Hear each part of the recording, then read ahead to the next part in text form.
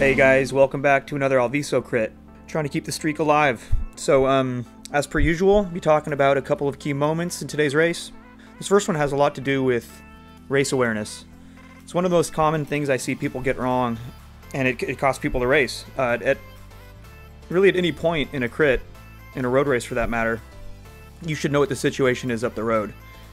Which teams are in the break, which teams are chasing, what's the time gap, who's been dropped, what the course conditions are, where are the potholes on the course, stuff like that. Even weather conditions, you know, what the technical parts of the course are.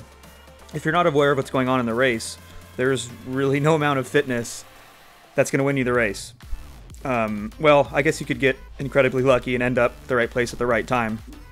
But yeah, just think about it. I mean, does Cavendish ever sprint from 15th wheel? Does Froome ever start a big climb from the back of the peloton? So being in a good position, having good race awareness, super critical in this sport. So all that said, what's the situation on the road right now? Well, we have a group of 4 that attempted a breakaway, but they're about to be captured. So that's usually a pretty critical point in a race. Usually a good idea to put in a counterattack when a group's about to be caught, because you have all these tired guys bunched up at the front. You have the guys who were caught, just put in an effort, and then also the guys who chase them back who just put in an effort, which just results in a bunch of tired people at the front who are either unable or unwilling to chase you back if you put in a counterattack. Plus, we're approaching the technical section of the course. Always a good idea to attack on the technical part of a course, because the fastest, most efficient line can only be taken single file, especially on a day like today when the ground is wet. So if you get a gap through the technical section and people behind you are having to race single file, and on top of that, a bunch of tired guys are immediately behind you, you can open up a gap pretty quick. That's what happens here. And you really don't have to go deep into the red to extend that gap. And that's exactly what Brian does here. He puts in this effort. I'm on his wheel. He's really fast. He recognizes this moment in the race as being really critical, and I'm going with him for sure. It's worth the effort. And as you can see, we open this gap. Brian's taking these corners at high speed. He's an excellent bike handler. And last thing I want to say about attacking through a technical section is you get out of sight really quickly. And out of sight, out of mind is actually pretty big. If you're just kind of dangling up the road on a long flat section, the chasers are going to see you, and it's like a carrot on a stick. They get this extra speed in their legs. It's no joke. So as we approach the last break survivor, Santiago, who happens to be a former pro racer, yeah, you can hear me yell at him, "Get on!" I want him to actually to jump on, so I let him know we're coming, which hopefully allows him to build up his speed a little bit and jump on the back of us. 3 stronger than 2, and with the strong guys chasing us, and with over 16Ks still to go, we're going to need all the help we can get to stay away to the finish. Alright, here we are on the last lap. Our breakaway has established a pretty big gap. The 3 of us have more or less shared equal amount of time on the front, and we've worked together pretty well, and that's kind of how a breakaway is.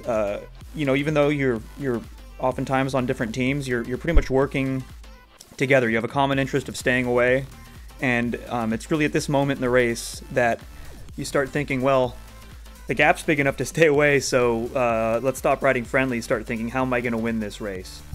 And to accomplish that, you have to know your own strengths and weaknesses, and equally as important, you have to know your competition's strengths and weaknesses. So for me personally, I'm hoping it stays together for a sprint, because that's my strength. So I'll be setting a tempo in the closing laps that's fast enough so that we stay away from the chasers behind, but not so fast that I'm using energy that will prevent me from winning the sprint. And I used a similar tactic to win the Watsonville crit last season. Check out that video if you haven't already.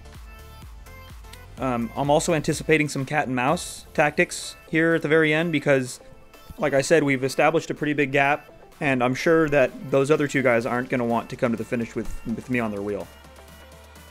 And as we approach that technical section again, I'm especially focused on Brian, the guy in front of me with the full leg warmers, because you know, he's already demonstrated he likes to attack through that technical section, and also he's a big powerhouse track guy who's got this enormous 1 to 2 kilometer effort that has stayed away in the past. And sure enough, Brian attacks again right here through this technical section of the course, and I have no choice but to match this effort and close the gap down, otherwise he'll be gone. And yeah, just check out the way he goes bombing through these wet corners. The video doesn't really do it justice, but it's a hard effort. It was strong enough to drop Santiago, and here we're coming up on actually some lapped riders. And even though this wasn't really part of my original plan, this is just a move I have to follow, absolutely necessary to follow. And good thing I'm back on terms with Brian here, he notices, and now I'm just going to sit on. Santiago's dropped.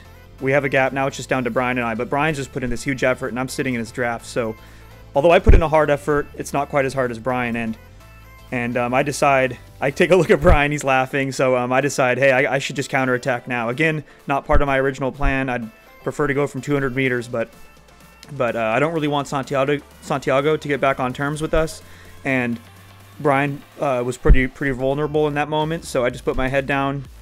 About the same spot as last week, actually, about 1K to go, and pretty confident I can hold it from here.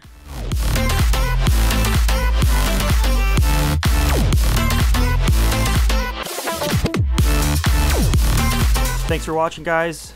Season officially starts in a couple of weeks, so be sure to subscribe and stay tuned for more videos.